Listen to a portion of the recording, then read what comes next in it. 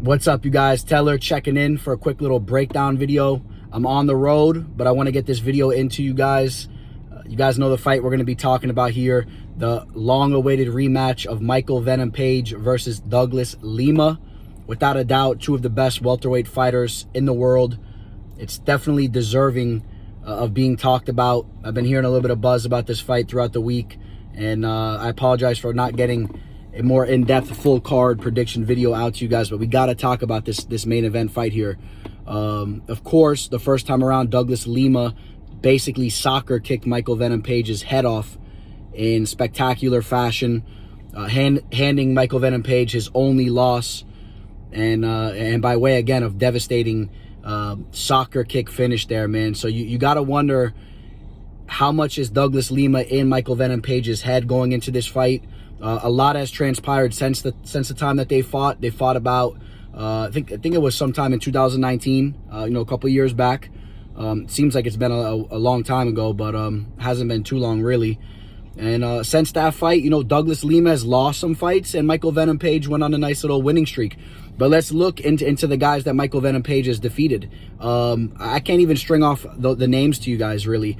No disrespect to Richard Keeley. I like that guy, but a guy that's really not on the level. You got the big win against Derek Anderson. That's about as big as it gets out of those five names. I mean, a couple other guys I guess you could try to talk about, but I'm not high on the list of the guys that Michael Venom Page has been going out and defeating.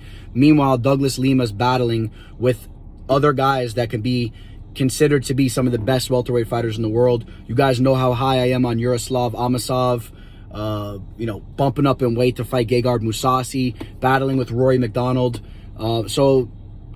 Douglas Lima is constantly fighting the best of them. So whether or not if he's winning those fights, I still respect those battles more so than what Venom Page has been going out there doing. I know Page has been looking great going out there and taking those kind of guys out, but I hold more stock into what Douglas Lima's been doing. Although Lima really hasn't looked that good.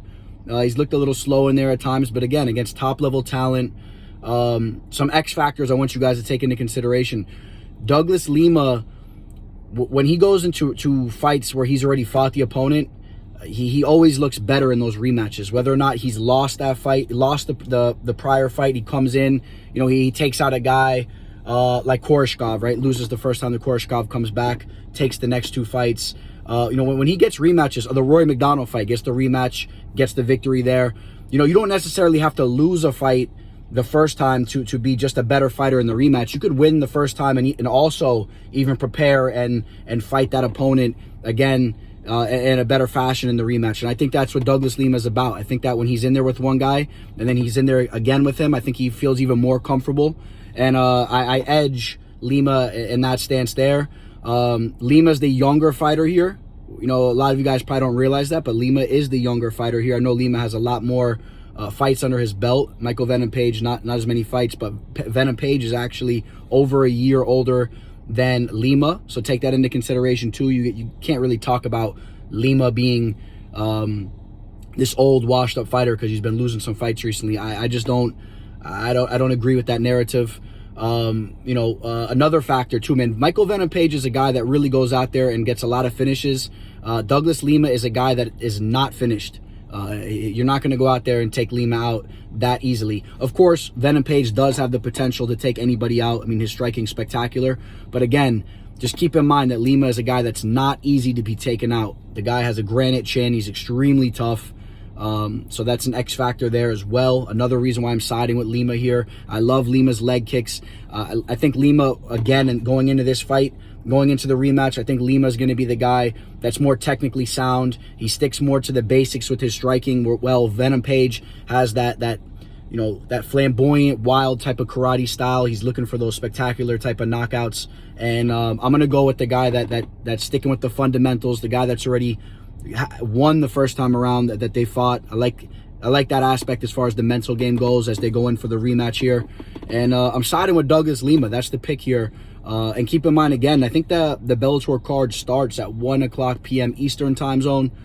So I don't know if that main event's going to be taking place maybe like 3 o'clock p.m. or 4 or 5 o'clock p.m. Eastern time. I'm gonna be on top of that here in a second. I'll be on Instagram. I'll post some stuff about that as well. I'll be up in the story. And yeah, this video will be going up on my Instagram and my YouTube, but I wanted to get this prediction video out to you guys. You know, I know, you know, I'm not in the fancy studio in the lab, you know, pouring the potions up and whatnot, but at least, you know what, I'm getting a video out to you guys. So the pick's going to be Douglas Lima. Not necessarily a fight that I'm looking to bank on. No action on that fight, but enjoy the fight, guys.